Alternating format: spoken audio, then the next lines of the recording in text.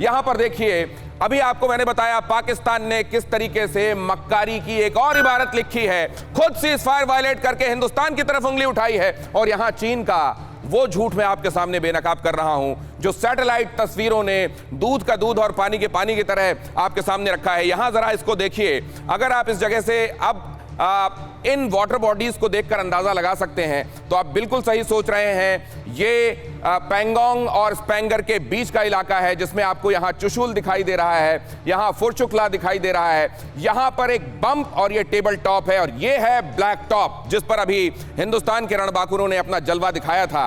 यहां पर है गुरुंग हिल। अभी मैं आपको इसको मैग्नीफाई करके दिखाऊंगा, आप इस पोजीशन को जरा ध्यान से देख लीजिए, इतने हिस्से को ध्यान से देख लीजिए।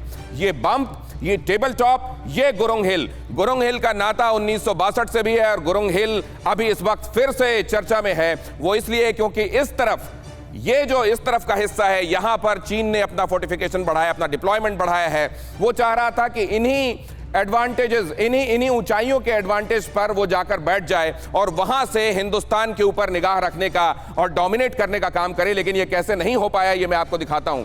यहां पर आपको स्पांगर गैप दिखाई दे रहा है, ये गुरुंग हिल दिखाई दे रहा है और इसके ऊपर ये टेबल टॉप दिखाई दे रहा है। अगर अगली तस्वीर मैं आपको दिखाऊंगा तो उसमें स्पष्ट हो जाएगा कि ये LAC पर कौन कहां है। वो जो मैंने आपको बताया था, बहुत ध्यान से देखने के लिए कहा था, जो गुरुंग हिल वाला इलाका है, जो टेबल टॉप से नीचे की तरफ का इलाका था, उसको अब आप ध्यान से देखिए। यही है वो जो आपको नजर आ रहा था, उसको मैग्नीफाई करके दिखाया गया है।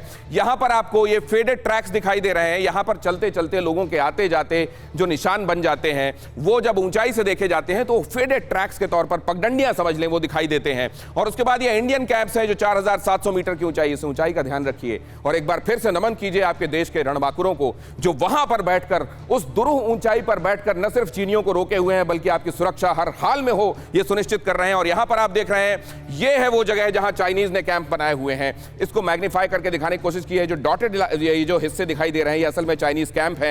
ये 4500 मीटर की ऊंचाई, अब आप ऊंचाई के हिसाब से देखें तो आपको क्लियर पता चल जाएगा 4700, 4500 और ये ऊंचाई का एडवांटेज जो हिंदुस्तान के पास अभी है।